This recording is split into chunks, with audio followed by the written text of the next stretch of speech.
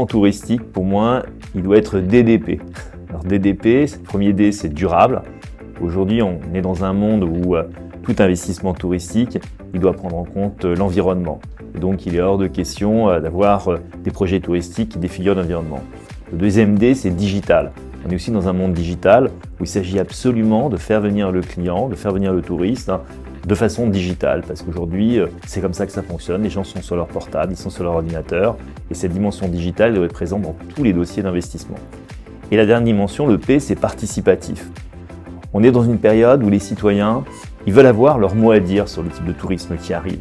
Il ne s'agit pas de plaquer des équipements touristiques sur des territoires qui ne le veulent pas. Donc il faut faire participer les citoyens, et c'est à ça que servent les régions, c'est à ça que servent les élus, de façon à ce que les projets soient bien accueillis par les citoyens, de façon à ce qu'après les touristes soient bien accueillis ici par les citoyens.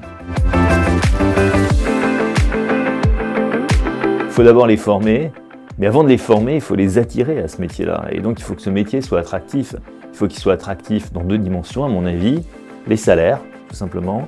Deuxième chose, les conditions de travail. On sait que c'est des travaux qui sont un peu durs.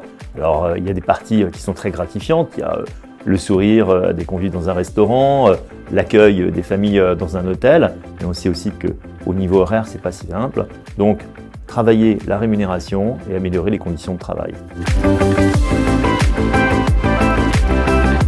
Souvent, on a besoin de faire des investissements. Et l'investissement, c'est l'échelon régional qui est capable de le faire. Nous le savons à la Banque des Territoires, on passe notre temps à faire en sorte que les projets puissent fonctionner en étant ce lien qui permet de créer la bonne structure, le bon cadre d'investissement qui va être soit une foncière pour créer par exemple une structure d'investissement hôtelière, un équipement, un parc d'attractions. On est un gros actionnaire du Futuroscope, on est un gros actionnaire du parc Astérix. Et donc, l'alliance entre la région et les entreprises, c'est cette dimension d'investissement de long terme, d'équipements structurants qui permettent d'accueillir les touristes dans de bonnes conditions. On a trois rôles. On a un rôle de conseil, donc on fait beaucoup d'ingénierie. Par exemple, le président Morin parlait de son événement Hommage aux héros. Bon, il y a une ingénierie à faire. Comment est-ce qu'on va accueillir 50 000 personnes sur de l'événementiel pour rendre hommage aux héros qui ont libéré la France en juin 1944? Donc ça, c'est de l'ingénierie. C'est des études assez complexes et ça, on les finance. La deuxième chose, c'est le financement. Après la phase d'ingénierie, il y a le financement. Et donc là, on investit et on prête aussi. C'est selon les structures.